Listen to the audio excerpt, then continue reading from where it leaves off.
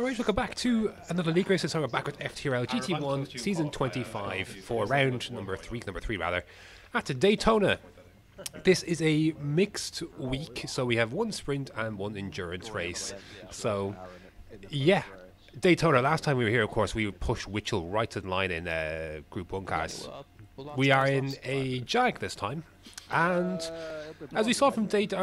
Croix, this Jag has got a bit of straight line grunt, so yeah, but it's quite a bit squirrely out of some of these corners. So there's a balance to be had here, and strategy will be interesting come the old endurance race. So for now, this is qualifying for the sprint.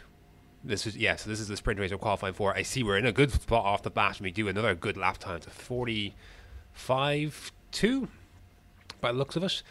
I've got close to it. I think I have done close to a 44, but yeah, it's going to be P4. So Biggles has got that Mazda so good right here. Biggles is in flying form at the moment. So we have qualified lead, which is always good in that point of reference, given that he's literally our pace, and he's in the same car this season. So that's always handy to measure against. But anyways, 13 laps around here, no pit stops. Or at least no mandatory pit stops at least, and we can go from there then. So yeah, 13 laps, got some good pace, good track position, but we do have Tom Duval in third, and that can be a problem. So let's see if it's a problem heading into turn 1. Immediately, what a start that is from Pagani. That is unbelievable. That car flew. Anyways, I'm on the outside. I've got some good grunt. I would like to be past Tom if possible. I do not like being on the same bit of track, if I'm being honest, but and precisely that reason why. So it's brilliant. That's immediately that's plan rude immediately. We're down to P9, so that's brilliant. Thank you so much. Actually, it wasn't. We will look at it later. It actually wasn't his fault. So, but in the moment I was like, brilliant. That is brilliant. I thought maybe you got contacted, but something, but whatever. So yeah, brilliant. We're down in P9. So there goes that group position. That's all down to Swanee. So, or up the Swanee rather. I'm going to zip along to later in lap number 1, because that Subaru I enjoy that Subaru. Daytona would not be a track I think would be played to its particular strengths. Now that's it. In testing it, I got some good lap time out of it. But I just felt, normally I would push Aaron along here, but I just feel that Subaru may hold me up just a little bit too much. So, in a straight line, so I decided just to go with it, because I can immediately get into the slipstream here and pull Aaron along. So there are some shenanigans in front. Tom is causing some havoc. Lee is not impressed.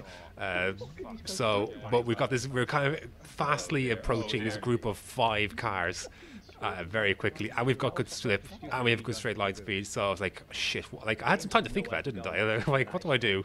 Do I just go down the inside and leave my car there? Do I explore some space on the outside? I chose the latter.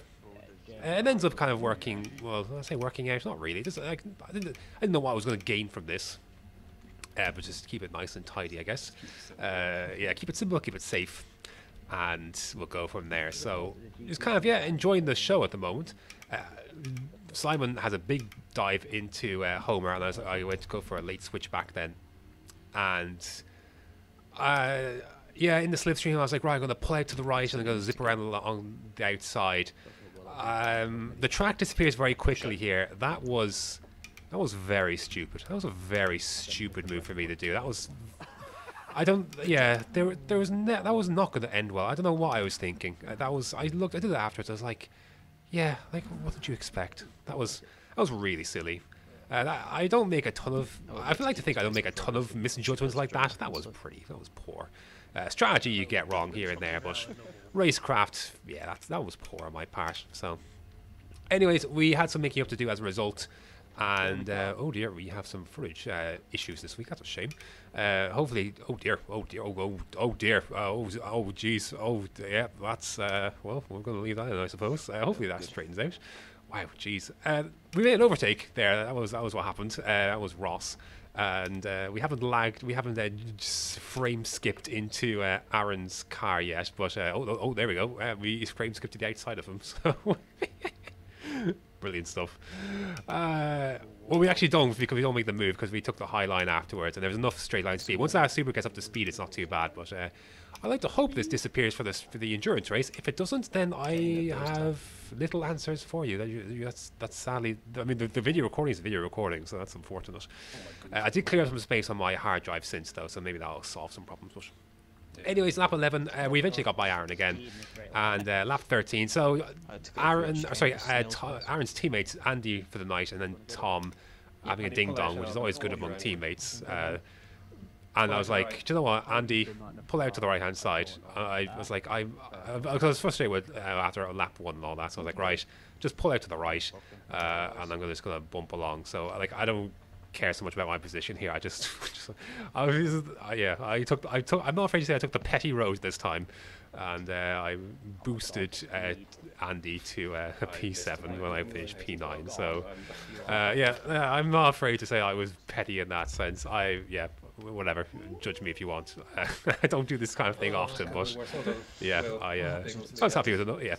Yeah, P9, decent look. That's decent after what the shit I just pulled off. Like that was a stupid move around home. I don't know what I was thinking there. Yeah, that was a really silly move. I just thought there was road there. I thought I could maybe vault around the outside. That was not the case. So, but look, better to do that in the old sprint and the endurance. So the endurance here. So 29 laps. We have to use all 3 compounds, but on mixed weeks, we have to use them for a minimum of 3 laps each.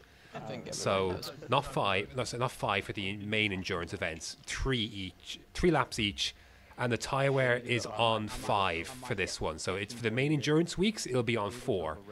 So, but for these mixed weeks, it's 5 tire wear, 5 times fuel. So reverse order from the first race. So it's on P7. Now the strategy. We'll talk about the strategy later, but anyways, away we go. I switched to mediums at the end. I didn't want to fall. We're going to be doing some fuel saving for this strategy, and with that, I didn't want to be fuel saving and on hards to start the race. I thought I'd rather get on the mediums, try and take some track position, and then use that track position later to do the hard stint. So that's what we're doing with this. We're going to go 10 laps on the mediums, 10 laps on the hards, which I wouldn't normally do. Normally I'd ditch the hards as soon as possible, and then we're doing 9 laps on softs. But my hards pace was actually probably better in terms of its relative performance to the compound than mediums and softs. I couldn't get much into the 46s often on the mediums. I could get into some 47s with the hards at times, and the softs I couldn't quite get into the 45s. This is all the fuel saving, by the way. So we get by Aaron, that's one position made, and then Homer goes deep then, so I'm going to try and side up the inside here, but nothing too much doing there.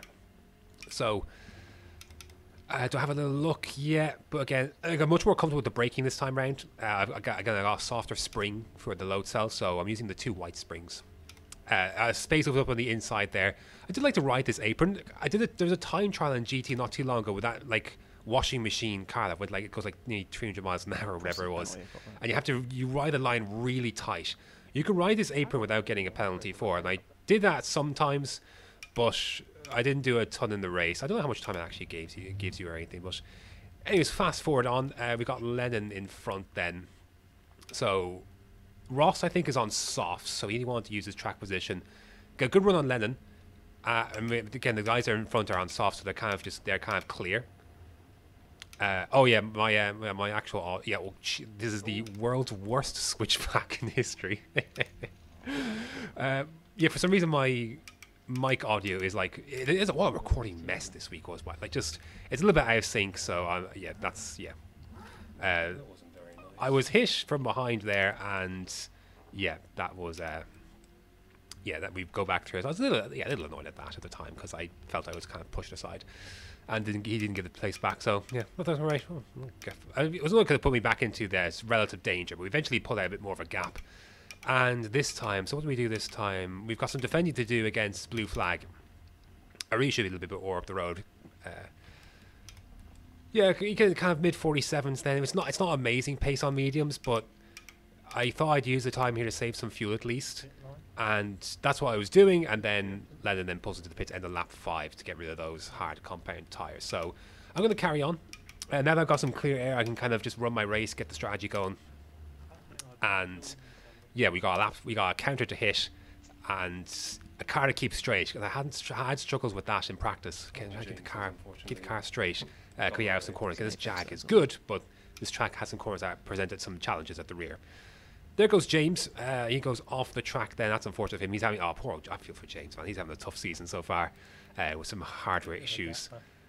Lap 10 then, we're going to come into the pits then and put on the hards then. We got about, about 8 seconds to Biggles or so. So I was hoping not to lose all of that on the hards. But that was why I wanted to take the track position. Like, Biggles is much quicker than me. And we've somehow got, 8 seconds of gap on him. So that was really big. You could see how being in track position and not being in too much squabbling had helped. At least my position there. So anyways, hards then, yeah, again, long stint for this one. The pace, it kind of went, yeah, it wasn't as strong as I had hoped initially. Lap 12, some guys are going to cycle through because a lot of guys are doing the 3-stop. We're aiming for the 2, which one of the things I liked about this Jag early before picking it, when I was testing cars, was its ability to save fuel. And I tested this particularly at Trial Mountain. But I know, it could definitely save some fuel, and it's good on tires. So the races like this, it was always going to give me a chance to fight a bit more strategy. Now I think it's a quick car regardless, but you can get some good fuel back on this. Maybe not as much as maybe the Mazda with some of its shifting, but yeah, the gap to Biggles is gradually coming down. Biggles is on mediums this stint. I found it difficult to get into the groove with the pace. There's some squabbling in front, and that's Pagani and Goose coming together as we gain that position back. Then Goose had gone past us, so yeah, I didn't have the pace to hang around with people much and try and go along and slip. Lap 17 then, so Biggles has made up all that time. I'm not going to fight him. I know Biggles' pace. Like, man can do 44 as he qualified on pole. He is very, very quick. So, I'm not going to fight that. Support him as best I can. And he pulled out a decent little gap in the end. Here we are then on lap 20. So again, I would normally go for as long as I can on hard or on softs, but this time around the drop away is quite a lot. It's the tire's not going to be great late on, and I just prioritize one lap less of tire wear around a track where the back end could realistically go. So plus it gives me a chance to actually push a bit more on this tire. Whereas if I'm doing 10 laps, I'm going to have to do some saving, and then the soft is sort of wasted in that regard. So I just thought, yeah, all these things will come back to us a little later. So we're in 11th right now, but that's literally going to change to P2. We didn't make any overtakes on track.